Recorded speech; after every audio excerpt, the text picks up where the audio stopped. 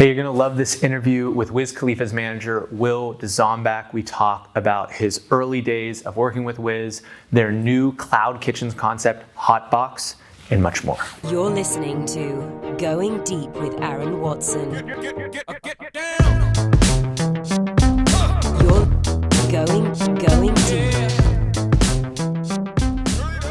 It's just about constantly growing and coming up with new ideas and constantly evolving, because if you do the same thing over and over, people are going to move past that, because there is so much data, so many new things coming out constantly. You need to just constantly try different things and not be scared to try different things, because if you stay in the same box, people will be like, I know you do all that.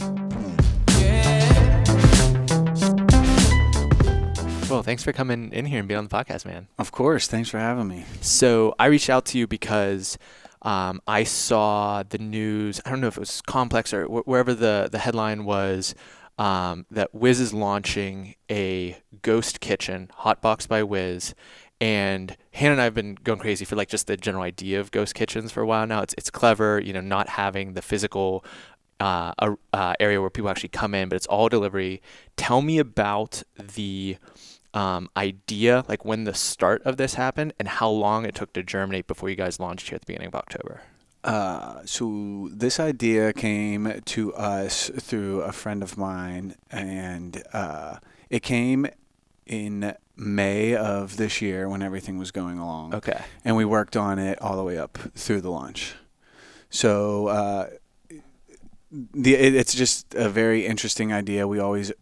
Wiz loves being in tech things. I love being in tech things and being at the forefront of stuff. And when we were pitched the idea, we had heard about it and done a lot of research on it and how it all works financially. And this deal really made sense and was in a great place, better than a lot of the other ones that we had been talking about. So our partners, Ordermark and Nextbite, really knocked it out of the park. Yeah, and the brilliance of it to me was not only is it very like tech forward and very like where things are going as opposed to where things are, particularly in a pandemic when not everyone's necessarily looking to go into a physical location to eat, but the kind of brand alignment where, forever there's been the band, they play their songs, you buy the music and you buy the kind of standard merch as a t-shirt or something, and that's as far as it goes. But the kind of brand that's been built around Wiz's music is this, in the cut, like we're in the high, we're having our munchies and all the kind of names of the food on the menu as well. So it seemed like perfectly aligned. Yeah, that's what we love doing, and that's a huge part behind our strategy is to make him bigger than just the music, to make him a multifaceted whole business. His app is the second most successful celebrity app ever, and it still crushes. We had over 10 million downloads and still have over 1 million active users. So it's all these different silos add into, the excitement behind him and all the various things he does. And Hotbox was just another great thing to add into the character and everything that kind of goes on with it. And it seems like there's just no stopping, like from the early mixtapes to Black and Yellow breaking out. And maybe that's not the framework that you have it, but I have this memory of being at the first concert back at Stage AE after Black and Yellow blew up, right. And just like this complete shift. It was just staggering, like the people around the corner for the concert and everything. But there's no real relenting in terms of the business empire you guys are building. Yeah, that's one of the main things I live my life by, and Wiz does, is just like, if you ever stop learning, you stop growing. So we never want to be like, we know everything. It's learning and evolving and growing, because the guys that think they know it all are the ones that get stuck and stop growing. Yeah. How's the model changed from like the early days when it was still very either concert centric or album sales centric to streaming centric? Like, how has the business of being a music artist changed since you kind of started with Wiz back? Was that 2007? Yeah. It's just faster. It's because there's so much access to recording. Back when we started, we were selling and pushing physical compact discs where you had to go print it and wait for it to be printed and make sure it wasn't messed up. And if there's a mess up, it's like a huge screw up. And now it's like, oh, that was the wrong mix uploaded to the whole world. We can just switch it out. No one's going to know. And it's just a whole different world of speed and technology being in it, and reading and researching and figuring out who are the hype beasts and who are the real deal. Because you get pitched a million ideas every day, and you got to know the key questions to ask and what to point out to know if someone's being legit or not. And that's like the Hotbox thing. We had heard other pitches in the similar, idea, but it just didn't make sense. And when we really got in with Ordermark and Nextbite, it was like, okay, you guys really get it and understand how to grow this thing. And that's the biggest change, I would say. So the art of filtering the hype beast from the real deal, the ability to discern those characters and make that filtering decision, that's almost like one of the universal skills. So whether you're in the restaurant business or the music business or any other business, building that capacity, how have you, I mean, it's reps, but like how else have you honed that ability? Because you need it when you're deciding who to sign to your label. You're using that in every instance. It just, and I know you would agree with this, is just there's so much more data available now, is really diving into the data and doing something with it. So many people will pound their chest, I have all this data. It's like, yeah, but did you read it? Yeah. Like, do you understand it, or are you just regurgitating what someone has already told you? And it's that, and I'm a huge believer in team and bouncing other ideas off people and being able to cut through the nonsense and what's real and important and the things to prioritize. It's actually like kind of crazy if you think about it, like the speed of going from idea in May to restaurant launched in October. That's 4 months. That's simultaneously a lot of time and like no time at all. So that speaks to me, not only the partners that you had that were capable of spinning something up that quickly. How many you guys launched with? 50 locations? Yep. That's and we're crazy. going to keep growing. Yeah. And that's the capacity is, so can you talk a little bit about how that works, like actually at the technical execution of the cloud? Because I know you have that partner, but like, are they finding the commercial kitchens for you and staffing that on your behalf and then like training them up on your guys' specific recipes? They're a software company that's already in a lot of these restaurants. So a lot of these restaurants use their software. Gotcha. So they're partners, and they go out and pitch the idea to all their partners, and they have thousands of partners across the country, and test it out in areas they think it'll work the best with, great fulfillment partners that they already know and they already do business with, that they know are legit, and then grow it. If you go too wide at first, it'll be too much. Yeah. So grow it, create a demand, and they have great connections and partners through their other businesses to do that. And how did you guys come up with the menu? So like the names were fantastic, but even just like the specific foods, was it your guys' favorite foods? Was it stuff that was data tested that like people like wings or? It was a combination of both. They laid out a huge menu of things that they know work, are easy to do, are easy to replicate all across the country. Yeah. And we narrowed, and we had a whole conversation about Wiz's favorite foods, what he likes, what he doesn't like.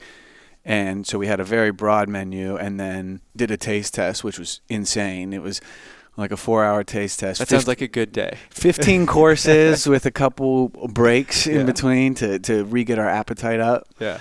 But yeah, we tried so much food and narrowed it down into what fits and what's easy to keep quality control on. And I think that that's such an interesting angle for this because it is kind of personality centric. And if he didn't like turkey burgers, it wouldn't make forget the margins, forget the it sells well. It has to be something that he can authentically, or like even the fact that you guys vlog so much. There's all this kind of known knowledge in the public domain about the Taylor Gang that if there was never a turkey burger to be seen, then it would be completely out of place for that to be on the menu. And that's goes back to what I was saying. That's how we build our brand and make things believable. It's things Wiz actually enjoys. Yeah. I'm not out here trying to sell cleaning products, because it's like that would never make sense, and people would see right through this. Oh, these people clearly paid Wiz for an ad. Yeah. But if we do things and come up with brands that he actually truly enjoys, it sells itself and makes the process way easier. So how do you think about that persona then in the line of where everyone's like multi-hyphenate? There's a musician or an artist or an entrepreneur or these other things. Like, do you think about trying to bucket the persona in that way, or are you always looking to kind of push it beyond whatever boundaries have been laid? I think not to either one of those points. It's just about keep growing. Yeah. Right? Because things are going to change, like we talked about earlier. Like when we first started, we were selling CDs. The MP3 download isn't even a thing anymore. That's how much things have changed, you know? So I think it's just about constantly growing and coming up with new ideas and constantly evolving, because if you do the same thing over and over, people are going to move past that, because there is so much data, so many new things coming out constantly. You need to just constantly try different things and not be scared to try different things, because if you stay in the same box, people will be like, I know you do all that. That's dumb. Yeah. So tell me about your evolution then. Like, let's go back to the start of you as managers. Back in 2007, you organized a concert at Penn State. Yeah, so I was in a band in high school, and I was a big pop punk kid, and I believed in all that touring that way. And when all my friends decided, hey, we're band thing, let's go to college instead, I was like, went to school, but I knew how to promote shows because I'd been in a band and doing shows since I was like 14. I was like, okay, I could get a real job or do this. And at the time, at Penn State, the Mr. Smalls of Penn State was this bar called the Crow Bar. That closed when I was a senior. So the only place to see concerts was at the arena. And I was like, oh, I'm going to kill it. There's 40,000 kids here. Monday, Tuesday, Wednesdays are days no promoters want. At Penn State, kids Thursday, Friday, Saturday want to go to a frat and drink. I'll take all the Monday, Tuesday, Wednesdays, pay a lower rate, and I have a built-in audience of 40,000 people. If I can get 500 kids in there, I'm making money. Yeah, that's a relatively easy ratio.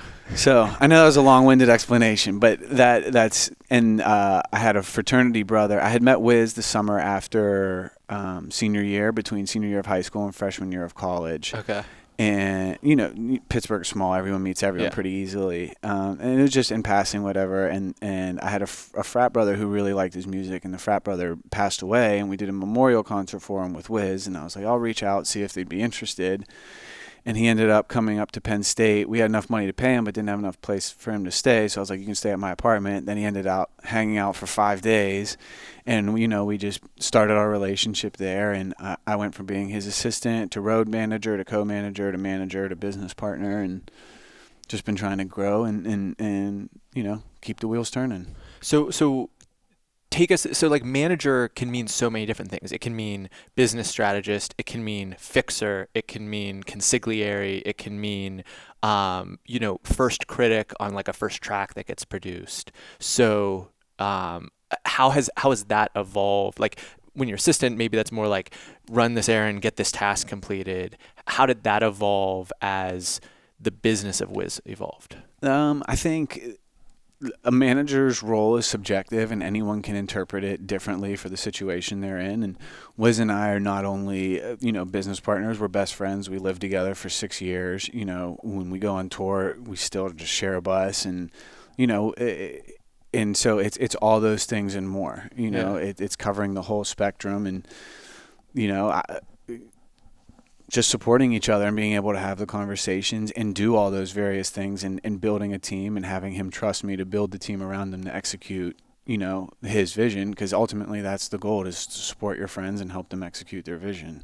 I never wanted to be like a rapper, so, I was always intrigued by the business of music, and that's my role, and it's interesting in hip hop. You see so many people that have these managers that, I won't say the artist's name, but an artist that, had some success but was much smaller than Wiz, their manager got on the phone, and I don't know if I'm allowed to say this on the podcast, but tried to big dick me and was like, I'm getting my Porsche washed and blah, blah. I'm like, great. I'm calling you about a YouTube algorithm deal. Like, what the? I don't give a fuck. Oop, excuse me. Yeah, it's all good. It's all good. But, yeah. So the funny thing about that, and not as long, but Hannah and I have been business partners for about 2.5 years.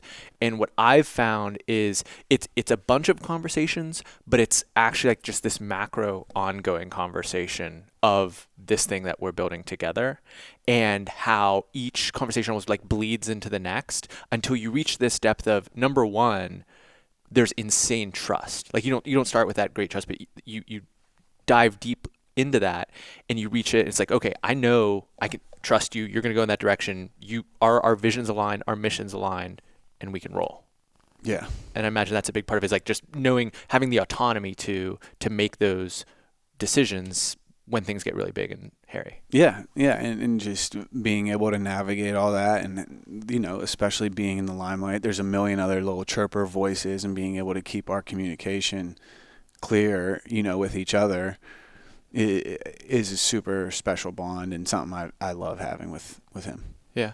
So tell me about was there a oh shit moment, or was there a moment where you kind of look back as I don't even know what the right word is. Like to me, watching that crowd at that concert after Black and Yellow was like, oh, it's different. Like I remember listening to some of the mixtapes. Like we would be driving to our Ultimate Frisbee tournaments, and my really good friend Pat was like, dude, this guy is the truth. And then it was this enormous concert that felt like the entire city erupted with a specific type of energy. So that's kind of like the specific moment for me. But were there moments along the way in terms of just like, this is accelerating beyond our wildest visions, or maybe you saw it all from the jump?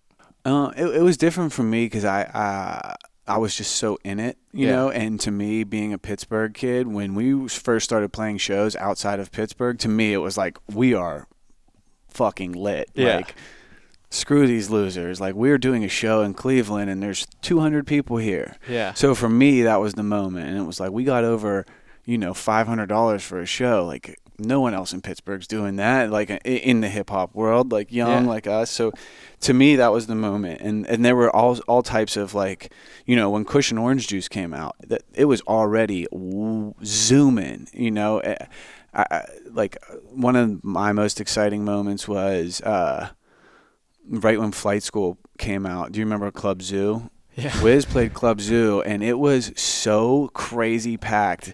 Like, I'm friends with the former owners now, and he was like, that was our biggest show by far ever. We were way over capacity. He was like, but it didn't matter. And I remember pulling up, and we were late, and it was down the block, like almost to the Heinz History Center. I was like, there's no way this is real. Like, someone got shot or something bad happened. Yeah. And it wasn't. And I was like, oh, it's lit.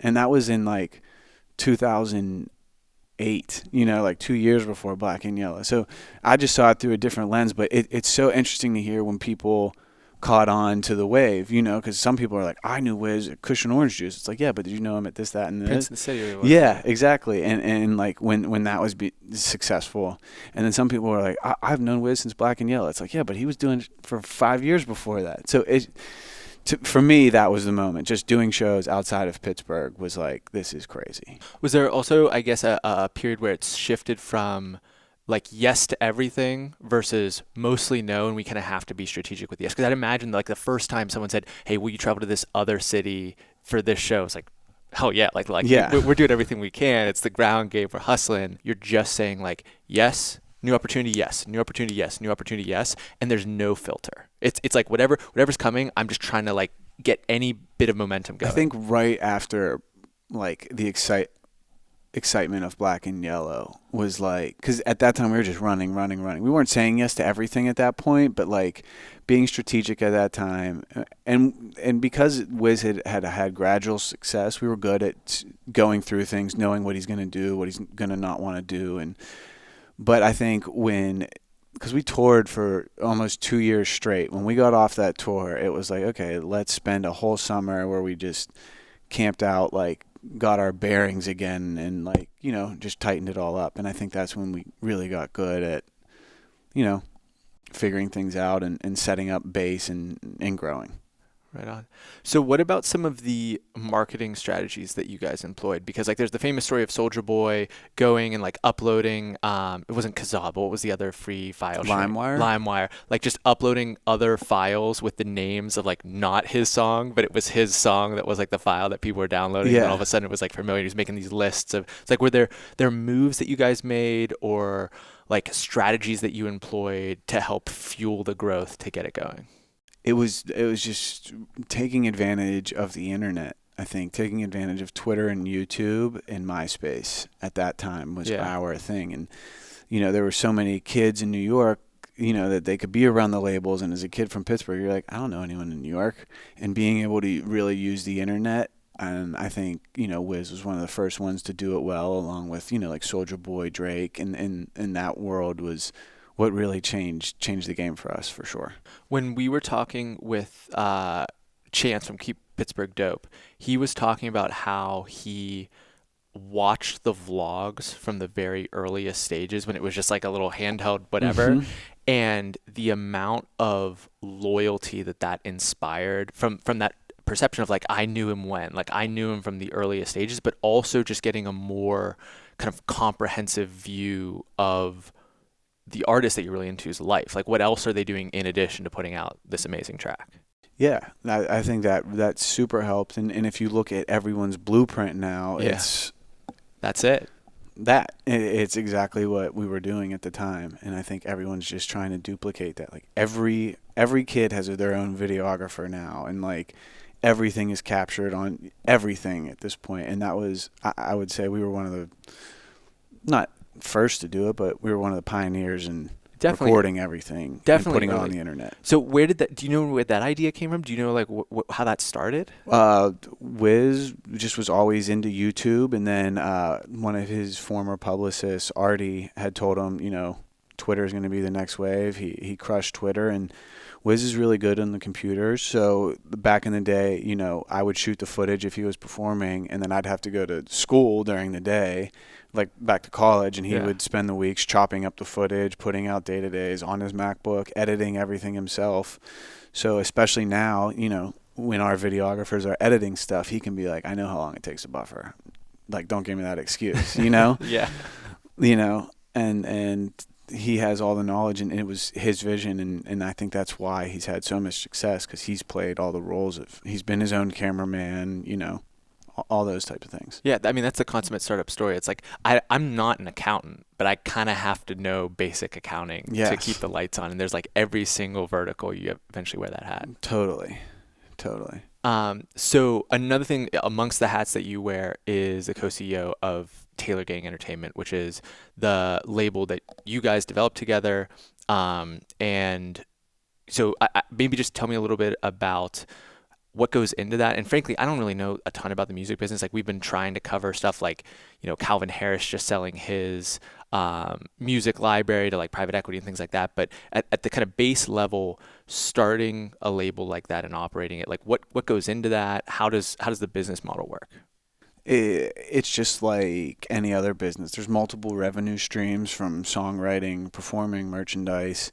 And for Taylor Gang, where we offer multiple different services. We have an investment vehicle. We have a management company. We have a production management company, and we have a record label, along with our other business ventures.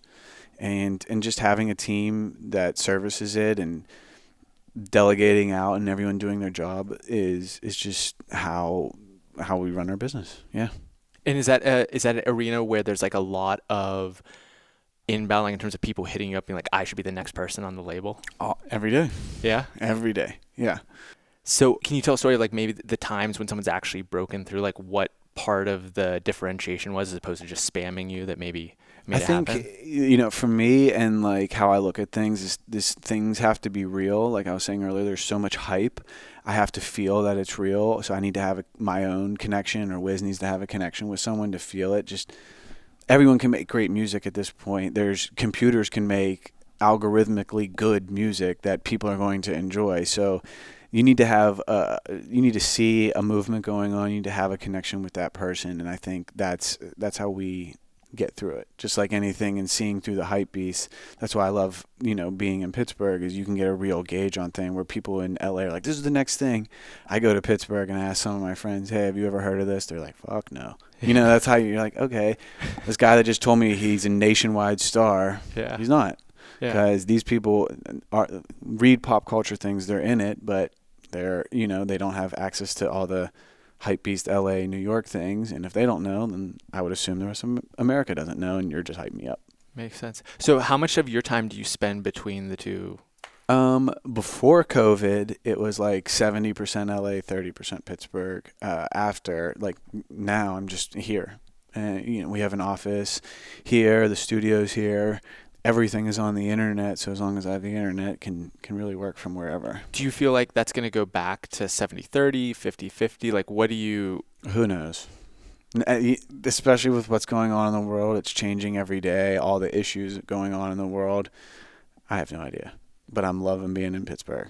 Yeah. I would imagine though, like, so I guess this deal got done for the Cloud Kitchen with, I'm blanking on the company names now. Ordermark and Nextbite.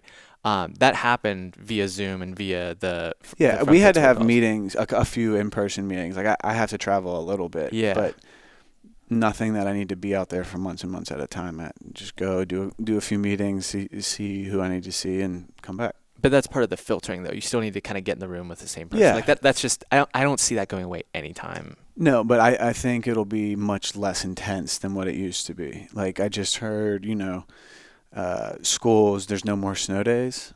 Yeah. You heard that? Like it's just the changing of times. And I think especially after COVID, tons of businesses are going to look like, hey, we spend so much money on overhead and we were pretty much just as like efficient with everyone working on Zoom.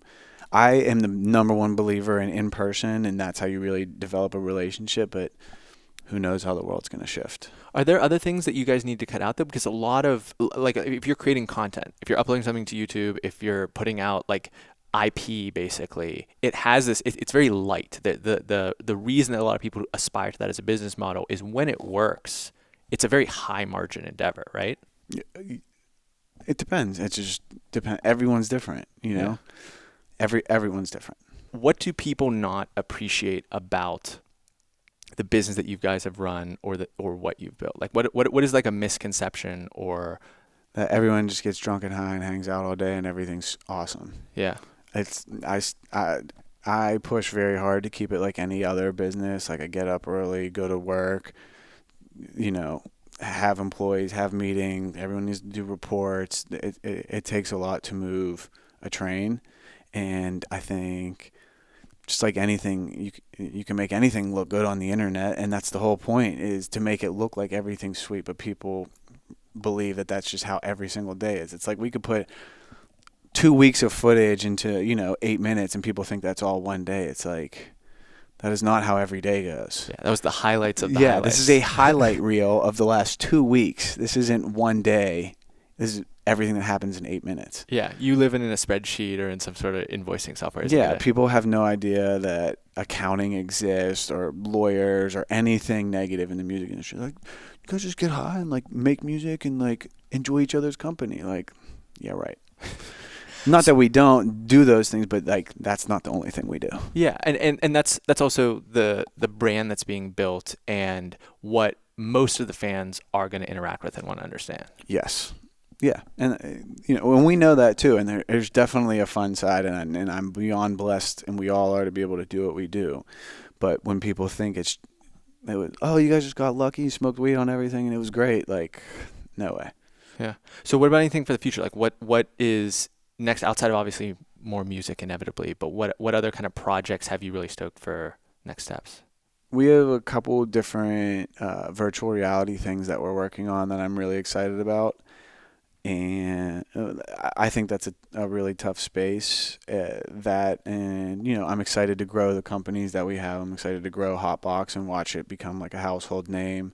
Same with our cannabis company. We're partners in Shop GLD, and I think that's a really fun, cool business. And we have a liquor, McQueen and the Violet Fog, we're partners in as well. And watching that is like watching an artist's career. Like, it goes from small, and as it gets bigger and bigger, it's like a fun puzzle to figure out. So on the VR front, we've talked about like the Travis Scott concert in Fortnite. Marshmello did one. Like, is that kind of adjacent to what you're talking about? Like, yep. Both of their managers are good friends of mine, and everyone did it a little different. We've already done one. We did it within Oculus with Oculus in their Venues app. Gotcha. We did one. Thug did one. Gunna did one. It was like a 7-part series. I forget who did the rest of them, but it was really cool to see how we could build out the stage and can make things happen around in this whole world. And it was really interesting to like be in an audience where you could talk to other people sitting next to each other, but you weren't actually next to them in real life. There was a crowd though. You could hear other people's conversations. It was really neat. Yeah. And it's just a taste of it's going to get so much better in the next 10 years. And I think in 10 years, it's going to be ridiculous. Yeah, I went to South by Southwest I want to say 2017, and I tried it, and I had like 2 drinks, and I put them on, and I was literally physically nauseous immediately because the pixels or the processing rate, it didn't work out. And then over the last holiday season, my in-laws had gotten the Oculus, and we just like played around with it in the living room, and it was staggering the amount of improvement that's happened in just that short of time. Oh yeah. And I would just imagine so where that takes me is like the standard model for a tour is we do this show, and there's little tweaks happening, but like the equipment and the staging and everything, that it gets picked up and it travels to the next city, and then it gets picked up and it travels to the next city. And we kind of have to pick the like cities that we know can sell out venues of a certain size, but it's the same show over and over again. It seems like the potential with VR is that whole business model shifts to, we could create one spectacular show, put the whole budget of all those 30 locations into one show one time, and then sell not just to those markets, but to all the markets everywhere. Yes, that is a possibility. I think, like we said earlier, there's always something to be said about those in-person experiences, which is why it'll never go away. But I think that will become more of an option, and I think that option will really grow with DJs in the EDM world and stuff like that. Yeah. Where, people can feel like they're in a concert, and, especially those EDM concerts, like they can put their headset on and just live in this crazy world and be on Molly or shrooms or whatever, and just be like, this is crazy. Yeah, because they were already relying on the lights. Because it's not the music. It's not like the music is like some in-depth musical anything, or even the lyrics matter that much in that world. In that world, people are just like, it's experiential, and like they want to look at the lights and like be with their friends. And if people can just get drunk and put a headset on in their living room. Game changing. Yeah. What about gaming? What about like the persona of like, we're into gaming, we're correlating with some of these like gaming brands like 100 Thieves, ones like that? Yeah, I mean, we're partners in the Knights. We were early partners, and then we've been partners with them for a few years, and their back end's really cool, and I think they're just building, we're building out the brand like anything else. And all those companies, the Thieves, FaZe Clan, everyone has their strengths and weaknesses, and it'll be interesting to see where the space goes. We did a super cool streaming event with them. It was like 8 hours, and we raised like over $65,000 for charity with them in April or May, I forget, but that world's ever evolving, and it, as much as it is gaming and tournaments, it's content in general. And that, to me, that seems like another arena very similar to hip hop, where like we can kind of be under the same banner of the same label or same team, but we're also like very kind of independent in terms of the expression of how people consume us, or how people consume these different personas. It seems like there's a lot of similarities there. Definitely is. Cool. Well, Will, before we ask the same last 2 questions, anything else you're hoping to share about restaurant, anything else I didn't give you a chance to? Yeah, just make sure you try Hotbox by Wiz. Khalifa Kush will be in Pennsylvania soon. Try McQueen and the Violet Fog. It's in Wine and Spirits. Go check out the Pittsburgh Knights page. Check out the Taylor Gang page. Yeah, all those fun things. Right on. And if people want to connect with you in the digital world, I don't think I have too many aspiring hip-hop artists, so I don't think you'll necessarily get that spam, but where can people find you on the internet? My Instagram is WGD6788, and my Twitter is just Real Taylor Gang. So is that handle, the WG67, I just said it wrong. Birthday initials. Simple enough. Okay. Because the first time I saw it, I like saw the account. I was like, this is just like some sort of spam account, but I was wrong. All right. So let's leave, folks. We'll link to all of that stuff, all the brands, if you want to check those out. And Will's links in the show notes for this episode. You can find it at goingdeepwithaaron.com/podcast, or in the app where you're probably listening to this right now. But before I let you go, I want to have you issue an actionable personal challenge for the audience. Find a second hustle. If you can't find a second hustle, you're not doing enough, because there is so many of them out there, and it doesn't need to be a massive doesn't need, no matter how big or how small, you can always find a second source of income. So tell me about the ranking of the hustles when you were still at school at Penn State. So you're going to classes, you were promoting the concerts in the first half of the week, and you were also going from personal assistant to co-manager to manager for Wiz. Yeah, so at school it would be doing the shows during the week, and then Thursday, Friday, Saturday, Wiz would usually have shows. So I'd have to drive back to Pittsburgh from Penn State, do the shows, fly out, come back, drive back. Right on. So it was a pain in the ass, but it works out. But I mean, yeah. That's what it takes for if you want a special result, that's what it takes. Totally. 2 hustles. Amen. Well, Will, thanks for coming on the podcast, man. I appreciate you coming out here. Thanks for having me. I really appreciate it. We just went deep with Will Dzombak. Hope everyone out there has a fantastic day. Thank you so much for watching to the end of that interview. We have a ton of other great conversations about investing, about entrepreneurship, about marketing. Hit subscribe. Don't miss a single one.